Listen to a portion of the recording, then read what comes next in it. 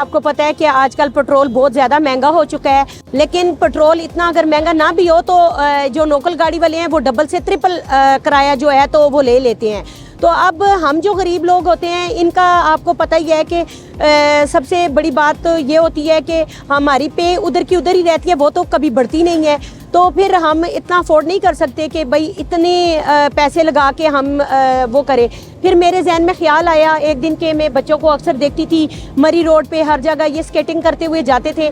मेरे माइंड में आया कि मैंने कहा क्यों ना मैं भी स्केटिंग सीखूं और मैं भी इसी में जाऊं। मैंने बहुत मुश्किल से ये हिम्मत की और माशाल्लाह मेरा जो टीचर है असीब कुरैशी बच्चा है, बहुत नाइस है माशाल्लाह। उसने मुझे बहुत अच्छे प्रोफेशनल तरीके से स्केट सिखाए और आज माशाल्लाह मैं रोज़ डेली चांदनी चौक से बैरिया फेसेट तक स्केट करते हुए जाती हूँ। रोज़ रोज़ के ये जो धक्के खाने गाड़ियों में ये वो इनसे बचत हो गई।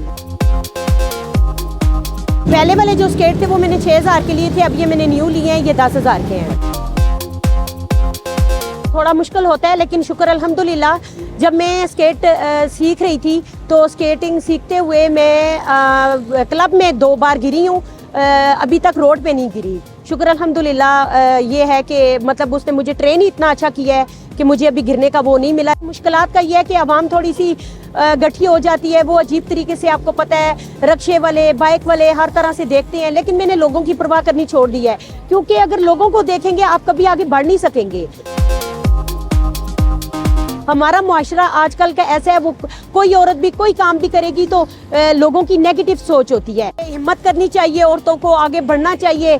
स्केटिंग के अलावा और भी बहुत से काम है। कुछ घरों की औरतें हैं वो मजबूर होई फिरती हैं, भाई अगर हम बाहर निकलेंगे जॉब करेंगे तो हमारे मर्द क्या कहेंगे, हमारे रिश्तेदार क्या कहेंगे।